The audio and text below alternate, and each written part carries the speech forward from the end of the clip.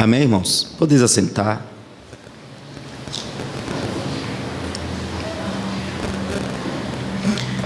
Nosso grande desafio ainda é nós conseguirmos ouvir Deus falar conosco. Esse é o nosso maior desafio. E o que eu quero dizer com isso? Que quando nós verdadeiramente ouvimos a voz de Deus, algo deve acontecer em nós, como o temor, como uma fé, esperança e obediência em nossas vidas. Devemos sentir isso dentro de nosso coração. A palavra que nós acabamos de ler é a oração de Jesus Cristo. Ele diz aqui, em sua oração, ele levantando os olhos ao céu, ele diz que chegou a hora. E ele pede para que o Pai lhe glorifique. Jesus Cristo sempre falou todo o tempo desta hora, que esta hora chegaria. E a hora que Jesus Cristo está se referindo é a hora da sua morte. A hora que ele vai entregar a sua vida, a hora que ele vai derramar o seu sangue, a hora que ele vai fazer a remissão dos nossos pecados, a hora que ele vai nos reconciliar com Deus. E nesse momento nosso Senhor Jesus Cristo, ele pede para que o Pai venha glorificá-lo. E a forma do Filho ele retornar para o Pai é justamente por meio da sua morte. O propósito de Jesus Cristo pedir para que o Pai glorifique a Ele é porque Ele não pede, não busca uma glória, irmãos, para Ele mesmo. Ele simplesmente tem um alvo, Ele tem um objetivo, e o objetivo dele pedir a glória, ou melhor, que o Pai lhe glorifique, é porque Ele quer glorificar o Pai. É que Ele quer que o Pai seja glorificado justamente na sua morte. E a forma justamente do Filho glorificar, como ele diz aqui no versículo 1, chegou a hora, glorifica teu Filho para que também o Filho te glorifique. Então Jesus Cristo não está buscando uma glória individual para si. O pedido de Jesus Cristo para que o Pai lhe glorifique é porque através da sua glorificação é que ele vai glorificar o Pai. É através da sua glorificação é que o Pai será glorificado. E a glorificação de Jesus Cristo está relacionado, está ligado à sua morte. A glorificação do Filho e a glorificação do Pai está ligado justamente na morte e ressurreição e entronização do Filho de Deus. E por isso que ele está orando ao Pai, porque a hora chegou, e ele pede para que nesta hora o Pai lhe glorifique, porque tudo que ele quer é que o Pai seja glorificado. Nós sabemos que a cruz era um símbolo de sofrimento, era um símbolo de dor, era um símbolo de morte, um símbolo de sofrimento e angústia, mas para nosso Senhor Jesus Cristo, a morte é o meio pelo qual ele glorificará o Pai. A sua morte, ele sabe que a sua morte trará glória para seu Pai. Nós sabemos que a glória de Deus se revelou, se manifestou muitas vezes naquele resplendor ofuscante. Muitas vezes quando Deus se manifestou para os homens, naquela luz, naquele brilho, muitos homens caíram por terra. Porém, a glória que nosso Senhor Jesus Cristo está para revelar na sua morte, irmãos, que é a glória do Pai, diz respeito justamente aos seus atributos. Porque quando nós olhamos para a cruz, às vezes nós perdemos realmente a verdadeira visão, a verdadeira glória de nosso Deus na cruz do Calvário. Ficamos até sentidos quando lembramos ou falamos da cruz de Cristo, por saber que Ele foi uma pessoa maravilhosa. Muitas pessoas que ainda não entendem a sua morte e a sua ressurreição, fica comovido com a morte de nosso Senhor Jesus Cristo. Quando assiste o filme A Paixão de Cristo, até chora. Mas nosso Senhor Jesus Cristo disse para as mulheres que estavam ao pé da cruz, que estava chorando, Ele diz: ei, não chore por mim não, chore por vós. Porque ninguém tomou a vida dele. Ele mesmo disse para Pilato: ninguém toma a minha vida, eu mesmo a dou para depois reavê-la. Ele disse para Pilato: ninguém tem poder sobre o Filho do Homem, a não ser que do alto lhe seja dado.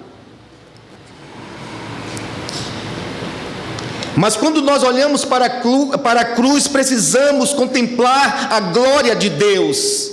Porque é na cruz do Calvário que Deus ele está se revelando, se manifestando, Ele está se dando a conhecer, Ele está falando da sua santidade.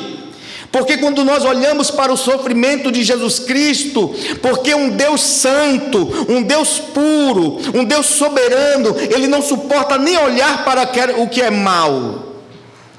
Então, quando nós olhamos para a cruz de nosso Senhor Jesus Cristo, o seu sofrimento, precisamos ver a santidade de Deus, que está punindo com justiça o pecado da humanidade.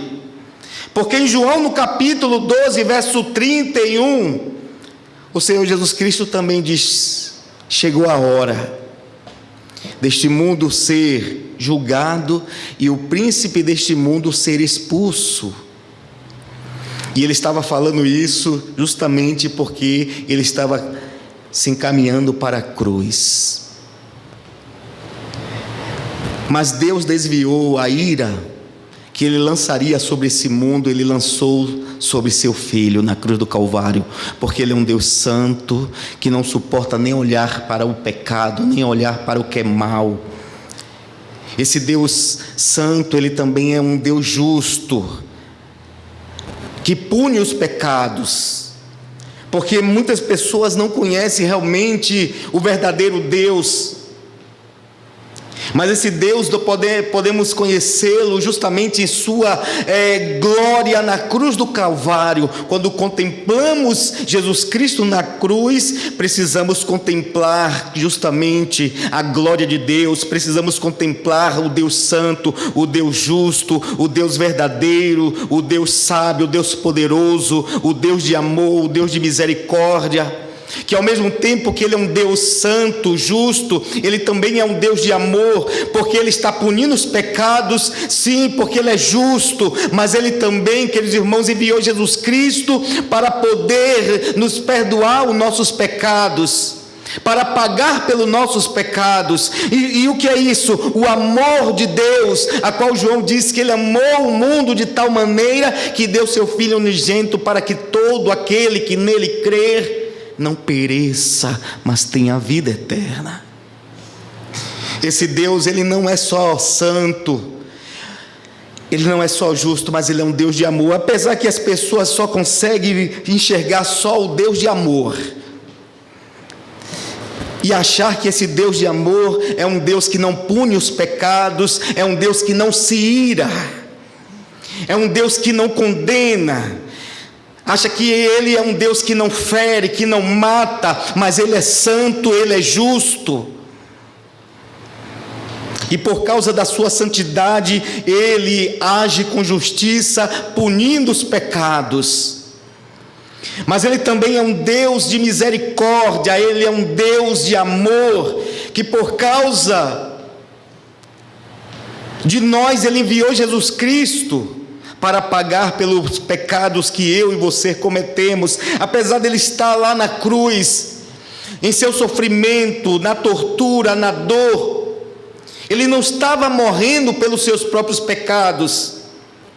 Deus não estava punindo Cristo pelos seus próprios pecados, porque o próprio Isaías vai nos falar no capítulo 53 de seu livro, e a partir do verso de número 3, ele diz: queridos irmãos, todos nós nos desviamos, mas Deus fez cair sobre ele as nossas iniquidades. O castigo que nos traz a paz está sobre ele, e por causa das suas pisaduras nós fomos sarados. Ele não estava morrendo, ele não estava sendo punido pelos seus pecados, ele estava sendo punido pelo meu e pelos nossos pecados. Ele estava ali. E aí nós podemos ver a santidade, a justiça, o amor, a verdade. Podemos ver o poder de Deus, a sabedoria de Deus. Paulo diz que o Cristo crucificado é poder de Deus, sabedoria de Deus, em 1 Coríntios capítulo de número 30, que Jesus Cristo, Ele é a sabedoria, Ele é o poder de Deus. Porque a mensagem da cruz é loucura para os que perecem, mas para aqueles que crêem é salvação. Então nosso Senhor Jesus Cristo está orando, e nessa oração ele diz: Pai, chegou a hora dele ser crucificado, a hora dele morrer pelos nossos pecados. Ele diz: chegou a hora, glorifica teu filho, para que também teu filho te glorifique. Ele sabe que o meio do Pai ser glorificado é justamente ele passando pela cruz do Calvário, ele morrendo na cruz.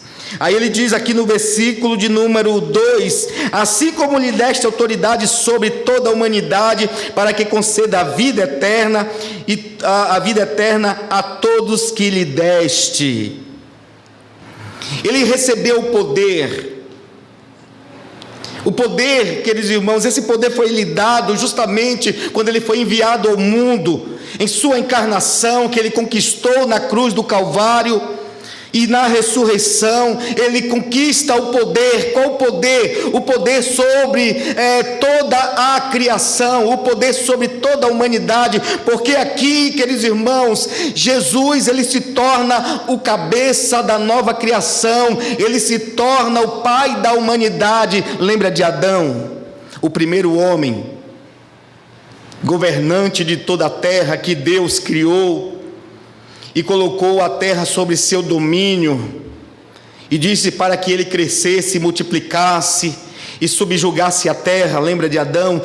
E aí ele veio e pecou contra Deus, vindo assim por causa do seu pecado à morte. Agora Deus envia Jesus Cristo, seu Filho, e ele diz: assim como lhe deste autoridade sobre toda a humanidade. Ele é o cabeça da criação, ele é o pai da nova criação, ele é o pai de toda a humanidade. A vida da humanidade está nele. É por ele que Deus agora vai criar um novo mundo, é por ele que Deus cria uma nova criação, é por ele que Deus cria uma nova humanidade, e ele deu poder a Jesus Cristo para dar vida. Mas a vida que ele vai dar, queridos irmãos, não é uma vida temporária, passageira, é a vida eterna. Você já tem a vida eterna? Não é fingir que tem, não, irmãos. Não é fingir que tem vida eterna. Porque vir à igreja, orar, fazer algumas coisas religiosas que nós estamos acostumados a fazer, isso todo mundo faz. A questão é: você tem a vida eterna? Você tem a esperança da ressurreição? Porque há uma questão de nós falarmos que temos a vida eterna, mas também há uma outra questão de nós evidenciar essa nova vida eterna. Porque muitas pessoas estão esperando a volta de nosso Senhor Jesus Cristo para ter essa vida eterna. Mas a vida eterna, ela começa no novo nascimento, no momento que nós cremos em Jesus Cristo e confessamos Ele como Senhor e Salvador de nossas vidas e nos unimos a Ele no batismo, somos sepultados na sua morte e somos ressuscitados com Cristo na sua ressurreição para uma nova vida, para a obediência a Deus. Significa que quando nós temos a vida eterna, ela começa justamente no novo nascimento. É do novo nascimento. Aquilo que Jesus disse para Nicodemos. No capítulo 2, Nicodemos vem a Cristo e diz: Mestre, sei que é vindo da parte de Deus, porque ninguém pode fazer esses sinais se Deus não for com ele. E aí Jesus Cristo diz: não te admire de eu dizer que é necessário que você nasça de novo.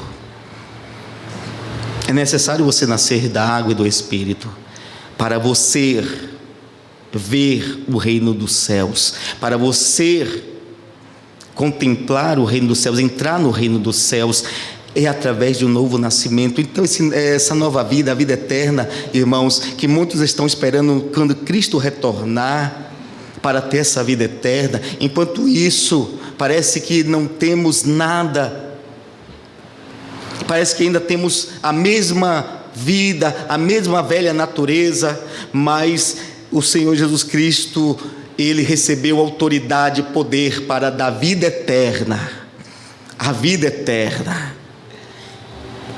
E aí, Ele diz que a vida eterna é esta: que conheça a Ti como único Deus e a Jesus a quem enviaste.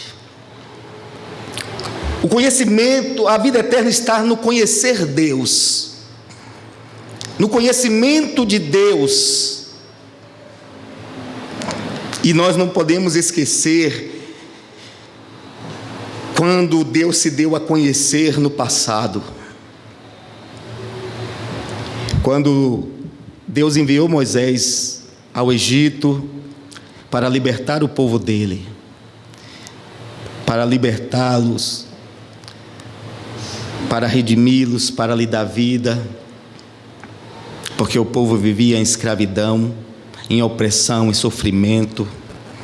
Quando Deus enviou Moisés para libertar o seu povo, ele foi com essa mensagem: diga a Faraó para libertar o meu povo, para deixar meu povo ir para me adorar no deserto. Faraó disse: não conheço o Senhor e não deixarei Israel ir. E Moisés voltou triste, decepcionado, porque Faraó não deu ouvido à sua mensagem, à sua ordenança. E Deus disse para ele: não se preocupe, Moisés, porque eu vou me revelar a Faraó. Ele não me conhece, mas eu vou me fazer conhecido. E aí Deus começa a manifestar a sua glória, a sua majestade, seu poder, sua santidade, seu senhorio. Ele começa a mostrar para Faraó que ele é o único Deus verdadeiro, que ele é um Deus incomparável, que toda a terra lhe pertence, porque todas as vezes que Deus envia as pragas sobre o Egito, o Senhor disse: para que Faraó saiba que eu sou o único Deus, para que Faraó saiba que não há Deus comigo, para que Faraó saiba que eu sou incomparável, para que ele saiba que a terra é minha. Então a vida externa, Jesus Cristo está dizendo, ela está no conhecer a Deus. E a vida eterna é essa: que conheça a Ti como o único Deus e a Jesus Cristo que enviaste. Assim como Deus enviou Moisés, Deus envia Cristo a este mundo. Envia o Senhor Jesus Cristo justamente para poder revelar o Pai, para poder se dar a conhecer ao Pai. Então Jesus Cristo vem a este mundo enviado do Pai para trazer o conhecimento do verdadeiro Deus.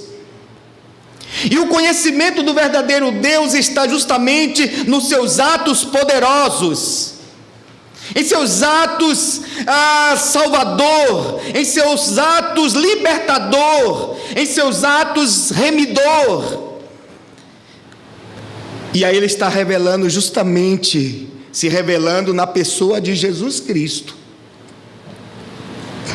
Deus está se revelando em seu Filho.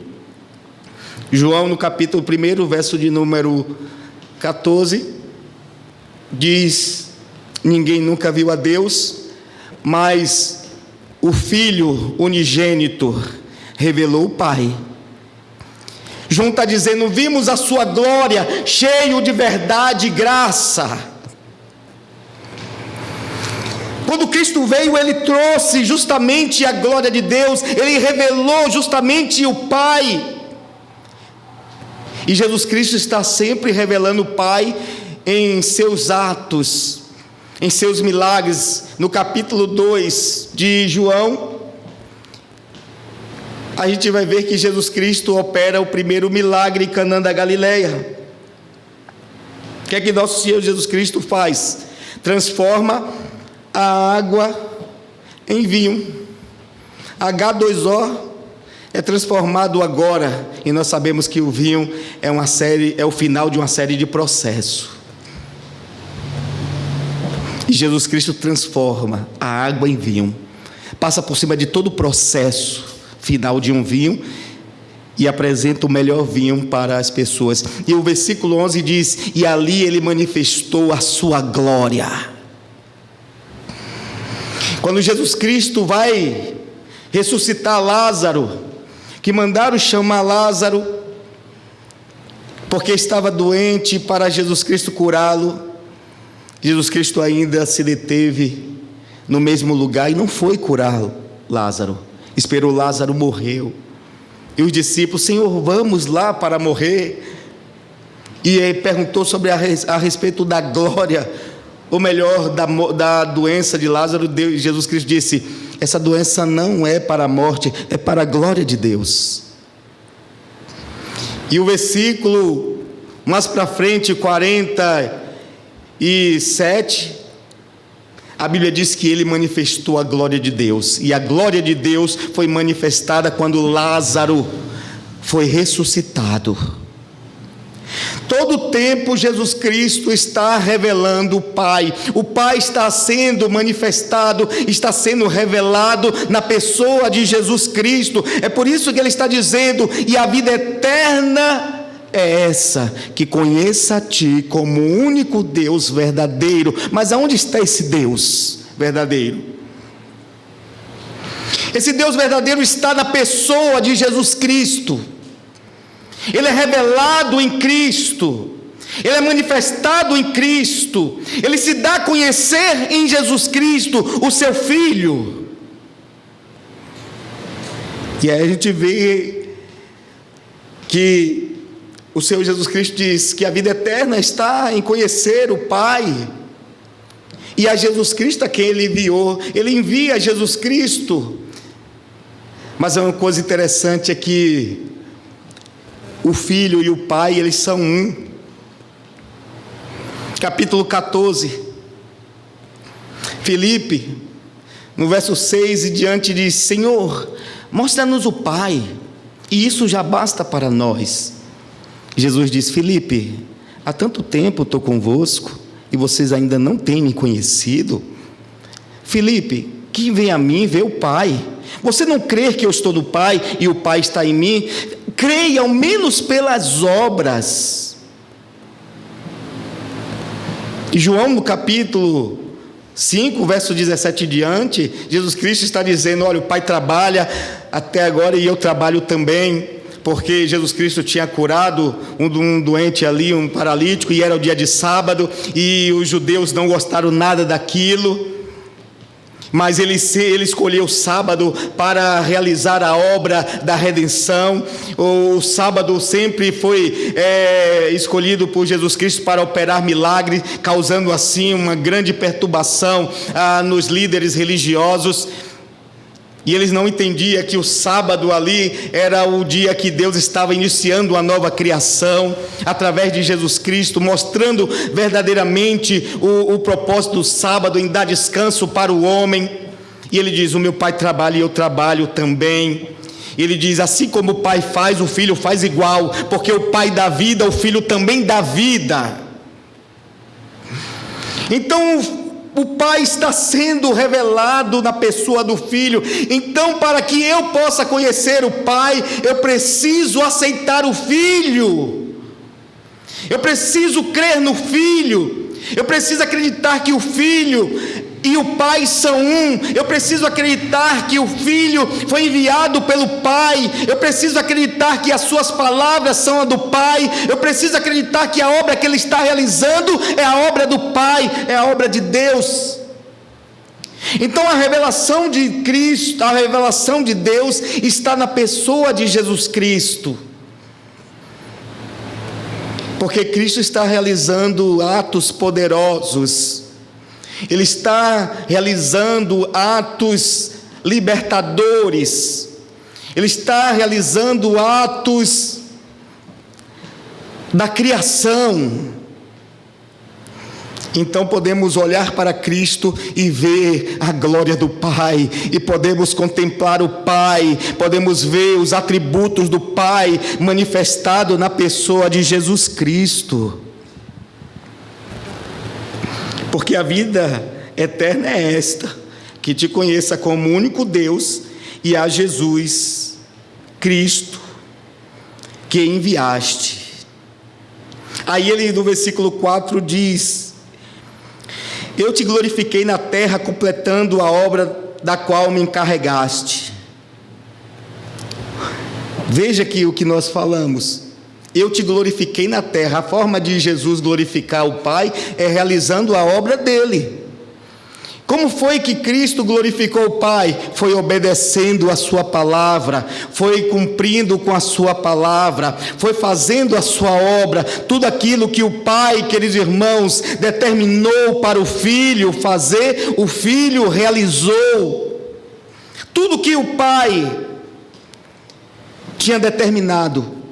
E aí o versículo 4 ele diz: eu te glorifiquei na terra. A forma de glorificar o Pai é obedecendo tudo que o Pai manda.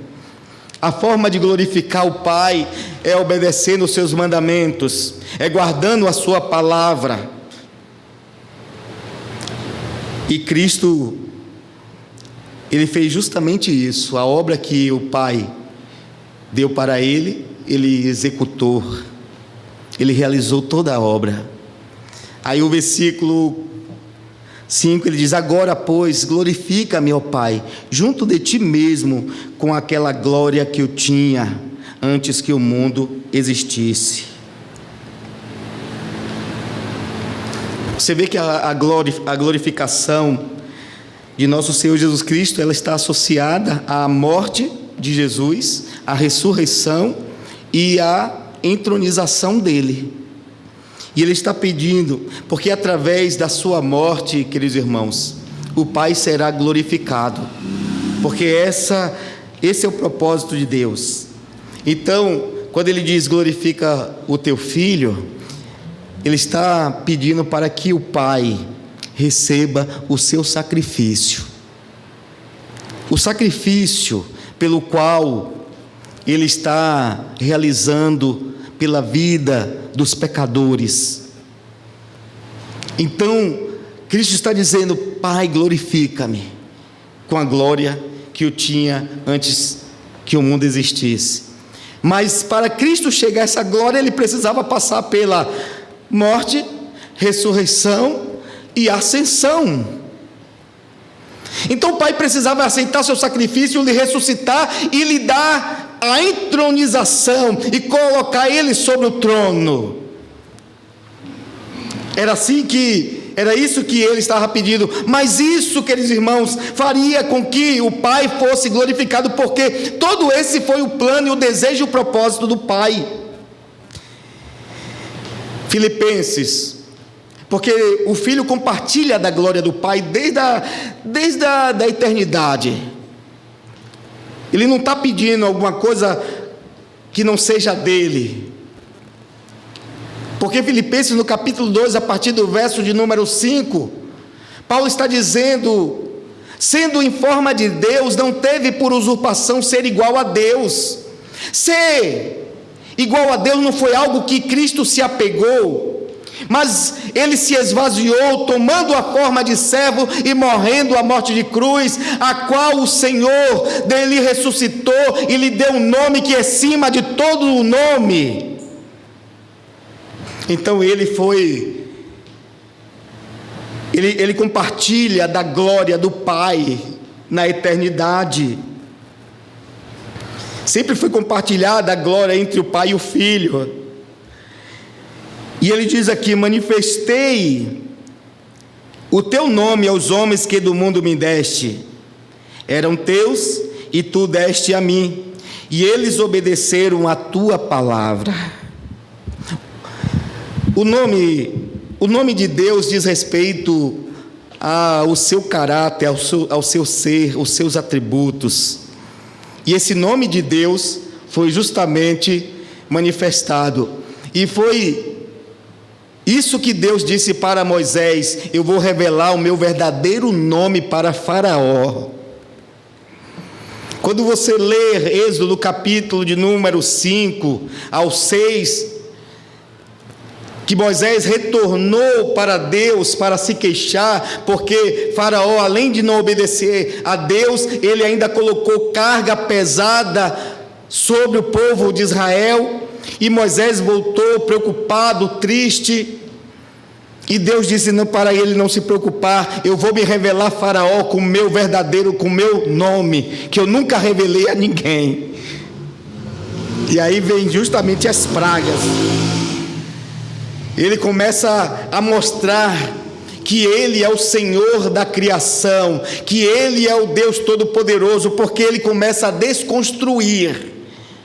Se você olhar para o que Deus faz no Egito, é uma desconstrução da terra do Egito. Se você lembrar como Deus criou a terra, e você vê justamente o reverso sendo executado na terra do Egito, porque Deus começou a criar os peixes, aí Deus começa a matar justamente os peixes no rio Nilo. Começa a matar os animais, começa a mandar chuva, granizo sobre a terra. Ele começa a desconstruir o Egito para mostrar que ele é o Senhor de toda a terra, ele é o Deus Criador. Então Jesus está dizendo: manifestei o teu nome a eles. Jesus manifestou a natureza de Deus, o caráter de Deus, o ser de Deus, mostrou quem realmente é Deus. Porque muitas pessoas falam de Deus, e até às vezes quando eu estou conversando com alguém, eu preciso até pedir para ele me definir qual tipo de Deus que ele crê, porque às vezes a gente está falando sobre Deus, ele entra por um caminho de um Deus panteísta, de um Deus deísta, e eu fico meio, então eu preciso saber exatamente às vezes que tipo de Deus a pessoa crer para a gente conversar. Porque existe um Deus criado pela imaginação das pessoas. As pessoas não creem no Deus que se revelou e se manifestou e que está escrito na Bíblia. Eles têm uma ideia de Deus na sua mente. Tem pessoas que dizem: eu acho que Deus é assim, eu acho que Deus faz assim, eu acho que Deus cria assim. Não! Você tem que crer no Deus que se revelou e que está aqui nas Escrituras, como Ele exatamente é. Não é uma questão de nós pensarmos, porque se nós começarmos a imaginar quem é Deus, nós vamos criar um ídolo, nós vamos criar um Deus falso na nossa mente. Mas para conhecer Deus, nós precisamos conhecer Jesus Cristo, e Jesus Cristo, ele está em Gênesis e Apocalipse. nas Escrituras. Se você ler, você vai encontrar Jesus em Gênesis, você vai encontrar Ele em todos os livros, e esse Jesus revela exatamente quem é Deus.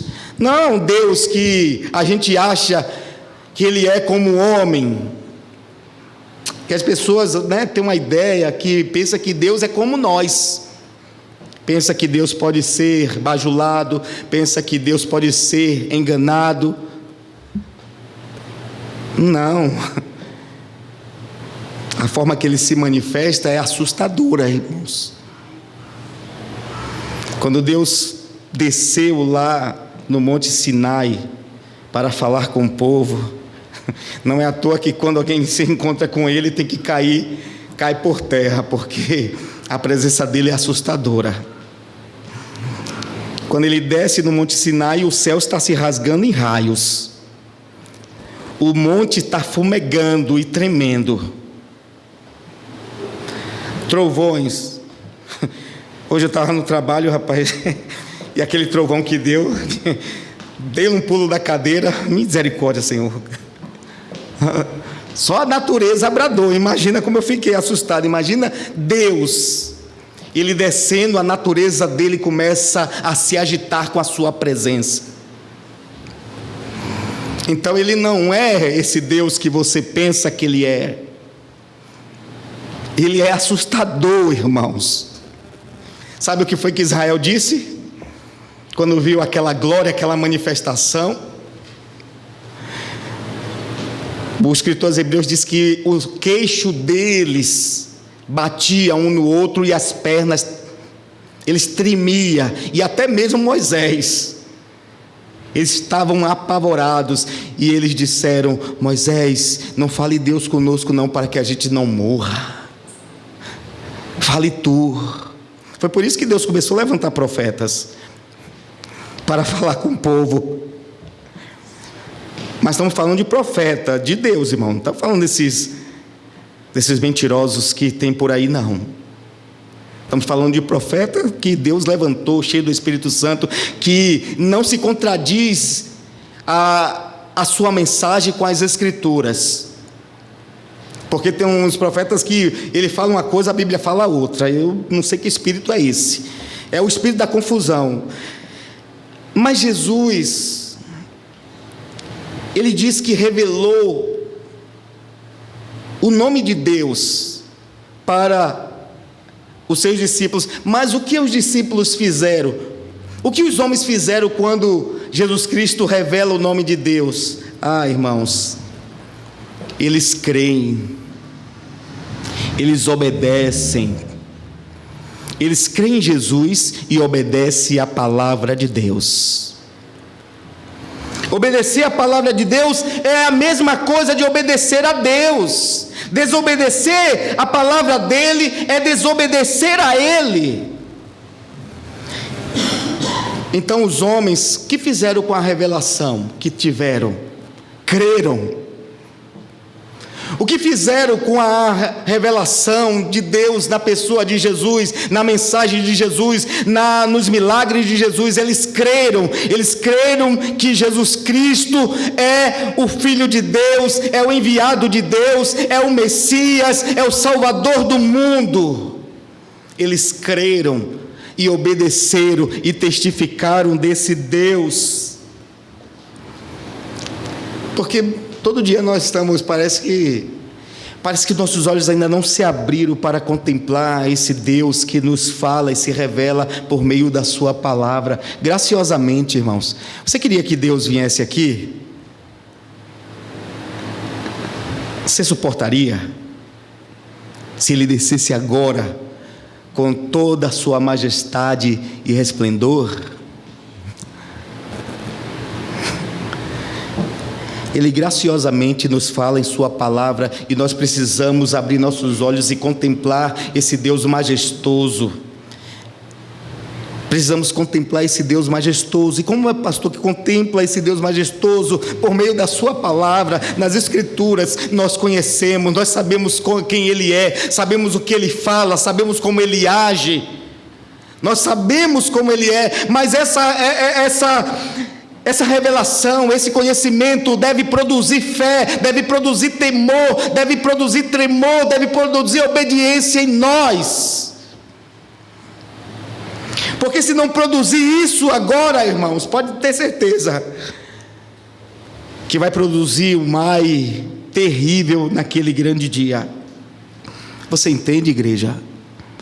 Isso faz sentido para você, igreja? Eu sei que eu não vou conseguir terminar esse capítulo hoje. Posso terminar ele alguns dias. Mas ele diz aqui no versículo 3: manifestei o teu nome aos homens que do mundo me deste, eram teus, e tu deste a mim, e eles obedeceram a tua palavra. Agora sabem que tudo quanto me deste vem de ti.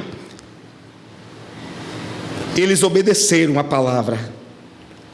E ele sabia que tudo que Jesus Cristo tinha foi dado por Deus. O que é esse tudo aqui? Ele sabia que a missão que Jesus Cristo estava realizando, a obra que Jesus Cristo estava realizando, era a obra de Deus. Ele sabia que as palavras que Jesus Cristo falava era a palavra de Deus. Ele sabia que a revelação, a glória que estava sobre Cristo, ele sabia que era de Deus. Olha o que o versículo 4, 6 e 8 diz aqui: eu te glorifiquei na terra, completando a obra da qual me encarregaste. Versículo 6: manifestei teu nome aos homens que do mundo me deste. Os homens, esses homens aqui, eles eram de Deus. Eles eram de Deus, e Deus deu eles para Jesus. Mas como isso, pastor? Como? Eles eram de Deus. Capítulo 8 de João, verso de número 47, diz: todo aquele que ouve a palavra, todos aqueles que são de Deus, ouve a palavra de Deus. Os que são de Deus, ouvem a sua palavra. E aí nós observamos o quê? Que essas pessoas receberam, ouviram a palavra que era de Deus, mas essa palavra estava onde? Essa palavra foi transmitida como? Foi transmitida por quem? Essa palavra, queridos irmãos, estava em Jesus, estava com Jesus Cristo. Essa palavra foi transmitida por Ele. E o que os homens fizeram? Eles creram. Eles creram que Jesus Cristo foi enviado de Deus, estava transmitindo a palavra de Deus, estava fazendo a obra de Deus, e aí eles que eram de Deus, foi entregado a Jesus Cristo, e ele foi entregado a Jesus Cristo por meio da revelação, que estava em Cristo. Por causa da revelação de Deus e da palavra de Deus que estava em Cristo, eles creram em Jesus Cristo, e aí eles se tornaram, eles agora pertencem a Cristo, porque tudo que é do Pai é do Filho, o que é do Filho é do Pai. A missão do Pai era a missão do Filho, a palavra do Pai era a palavra do Filho. O povo que estava sendo salvo, resgatado, que estava sendo resgatado pelo Pai, estava também sendo resgatado pelo Filho, porque era o Filho que estava executando essa obra do Pai. Aí Jesus Cristo diz aqui no versículo: manifestei o teu nome aos homens que tu me deste, que eram teus e tu me deste, e eles obedeceram a sua palavra. Então por quê? Porque quando eles olharam para Jesus, quando eles ouviram a palavra de Jesus, os milagres de Jesus Cristo, ele viu que Jesus Cristo era enviado de Deus, e passaram a crer em Deus. O versículo 10, olha aqui o que ele diz: todas as coisas que me pertencem são tuas, e as que te pertencem são minhas, e nele sou glorificado. Há uma comunhão e um compartilhamento aqui entre o Pai e o Filho. O que é do Pai é do Filho, o que é do Filho é do Pai. palavra, a obra, o povo. Então a gente entende o que nosso Senhor Jesus Cristo está dizendo. E aí quando chega o versículo 9, porque Jesus Cristo está orando por ele, e ele está pedindo em sua oração que o Pai lhe glorifique, porque através da sua glorificação é que o Pai também será glorificado. O resultado da glorificação do Filho é a glória do Pai, é a glorificação do Pai. Então ele conclui a sua oração por ele agora vai orar pelos seus discípulos, por aqueles que creu nele, por aqueles que obedeceu a sua palavra, que recebeu a revelação de Deus, que aceitou. Jesus agora vai orar por eles. Versículo de número 8. Eu rogo por eles, não rogo pelo mundo, mas por todos aqueles que me deste, pois são teus. Todas as coisas que me pertencem são tuas, e as que te pertencem são minhas, e neles sou glorificado.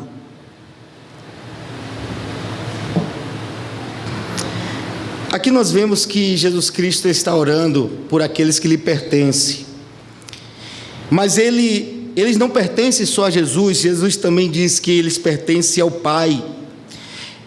E Jesus está orando pelos seus discípulos, porque eles sabem que a sua glorificação resultará também dos discípulos. Você sabia que a glorificação de Cristo, ela vem também de nós que somos seus discípulos, que somos seus servos? A glorificação de Cristo vem por meio da fé que nós temos em Cristo. A glorificação a Cristo vem por meio da obediência que prestamos a Ele, a tudo que Ele nos diz, a tudo que Ele nos ordena. A glorificação de Cristo vem do nosso testemunho que damos de Cristo. Saiba disso, viu, irmão? Saiba que Deus está esperando justamente, Cristo está esperando ser glorificado através da sua vida, através da sua fé, da sua obediência e do seu testemunho, de você manifestar Ele ao mundo, de você manifestar Ele ao mundo como Ele manifestou o Pai. O mundo tem que olhar para nós e contemplar Cristo, e ver Cristo em nós. Nas palavras, nas ações, nas atitudes, na postura, o mundo tem que olhar para nós e ver Cristo, ver que nós somos diferentes, porque Ele vai dizer assim: olha, Pai, eu não sou do mundo, como do mundo também eles não são. Eu vou para Ti, mas peço que o guardem.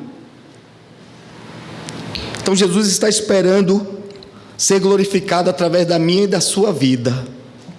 A fé que você diz que tem nele, mas é uma fé que ainda não produz obras. O amor que você diz que tem a Jesus Cristo, mas não leva a obedecê-lo. A sabedoria, o conhecimento que você diz que tem dele, mas você não compartilha, você não revela ele para o mundo, o conhecimento que você diz que tem. E Ele está esperando você e eu glorificar a Ele. E Ele está orando por isso. Ele sabe que os discípulos também são um meio pelo qual o Filho é glorificado. Então por isso que ele está orando aqui no versículo de número 9 e 10. Rogo por eles, não rogo pelo mundo, mas por aqueles que me deste, pois são teus. Todas as coisas que me pertencem são tuas, e as que te pertencem são minhas, e neles sou glorificado. Neles eu sou glorificado. Aí ele diz: eu não estarei mais no mundo. Ele está falando: eu vou partir, Pai, eu vou para Ti. Mas guarde Ele.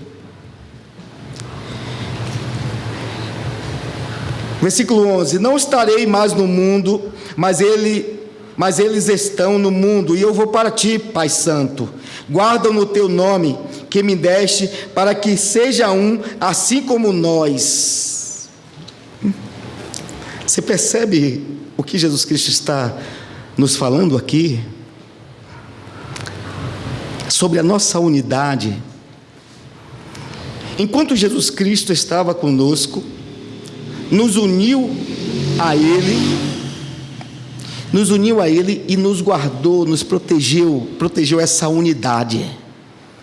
Ele sabe que quando Ele partir, o diabo, o maligno, o mal, vai fazer de tudo para destruir essa unidade, para nos separar dele, para nos separar um dos outros.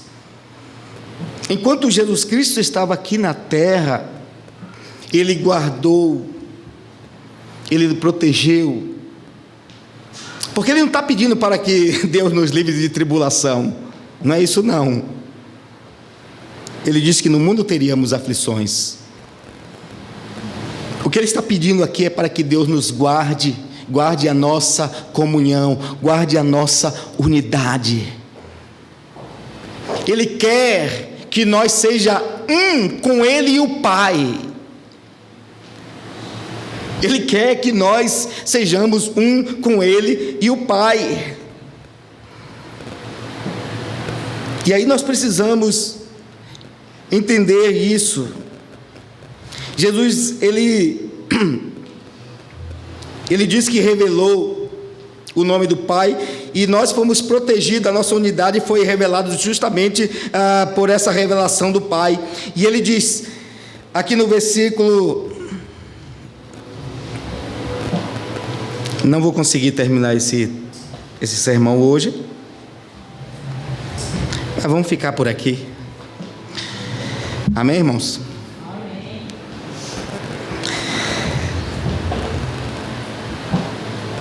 Mas para nós concluirmos, ele diz aqui, olha, enquanto eu estava com eles, eu os guardei e os preservei no teu nome que me deste. Nenhum deles se perdeu, senão o filho da perdição, mas para cumprir as profecias. As profecias já tinha determinado, já tinha falado da perdição de Judas, né? Mas aqueles que Deus concedeu a Cristo, Ele protegeu, Ele guardou, Ele não perdeu nenhum. E Ele orou por esses, orou para que eles fossem guardados nessa unidade, porque Jesus Cristo diz que nos tirou do mundo. Ele diz, mas agora eu vou para ti, e digo, enquanto estou no mundo, para que eles tenham a minha alegria em plenitude. Eu lhe dei a tua palavra, o mundo os odiou, pois não são do mundo, assim como também não sou do mundo. Você sabe como é que Jesus nos tira do mundo? Pela sua palavra. O mundo, é interessante que hoje o mundo ama os crentes. Os discípulos de Jesus são amados pelo mundo, mas isso não está certo não, igreja. Isso não está certo. Porque no capítulo 15, Jesus Cristo disse que o mundo nos odiaria por causa dele. A nossa união com Cristo, o nosso relacionamento com Cristo, a nossa unidade com Cristo, faz com que o mundo nos odeie, porque o mundo odeia Cristo. E ele disse, olha, antes de odiar a vós, saiba que primeiro me odiou. Vocês só estão sendo odiados por minha causa. Então o mundo odeia realmente aqueles que são cristãos. Se o mundo está te amando, aí Tiago diz assim, não sabeis que a amizade do mundo constitui inimizade com Deus? Ou não sabeis que o Espírito de Deus tem ciúme de vós? Então a gente é mais amigo de quem? De Deus ou do mundo? Se estamos bem recebidos pelo mundo, mas não é porque fazemos coisas erradas não, é porque a nossa postura, A nossa obediência, a nossa fé, nosso temor a Deus incomoda Ele. Nós colocamos o mundo em julgamento só pela nossa maneira de viver. Você deve saber disso. Às vezes no seu trabalho as pessoas querem fazer coisa errada e você não quer se envolver com isso. As pessoas já ficam com raiva de você porque se sente julgado pela sua postura, porque você quer viver de maneira correta. Então as pessoas passam a não gostar de você. Eles querem mentir, eles querem trapacear, eles querem enganar, e às vezes ele olha para você e não vê, e vê que você não age daquela forma como ele faz. Então ele pega um certo ódio de você. Você não precisa nem falar muita coisa, mas o seu viver perante o mundo faz com que eles te odeiem. Por quê? Porque a sua postura, o seu viver cristão impõe eles sobre julgamento, e eles não gostam disso. Ele consegue perceber o quanto ele é inferior a você, e o orgulho dele não permite isso. A sua vida de obediência a Deus, de santidade, de temor, faz com que o mundo lhe odeie. Sabe por quê? Porque a palavra de Deus está em vós. Porque por meio da palavra você foi tirado do mundo, você não pertence mais ao mundo, porque você está ligado agora, unido a Cristo, e a vida que você vive não é mais aquela sua vida, você vive agora a vida de Cristo, aquilo que Paulo disse: eu não vivo mais eu, mas Cristo vive em mim. Ele vive agora a vida que é de Cristo, e aí quando o mundo olha para você, e o mundo vê Cristo. Cristo é manifestado ao mundo, e essa revelação pode trazer muitas pessoas à vida eterna. Amém, igreja? Que Deus os abençoe em Cristo Jesus. Antes de nós orarmos, eu gostaria de apresentar Paulo e Cíntia, nossos irmãos que estão aqui nos honrando com a sua presença. Como a igreja vai recebê-los? Sois bem-vindos. Em nome de Jesus e você. Que Deus nos abençoe, queridos irmãos. Vamos ficar em pé. Quarta-feira nós temos oração, sexta-feira temos ensino da palavra de Deus, domingo escola dominical, e espero que você guarde esta palavra no seu coração e que ela lhe dê vida ainda agora. Amém?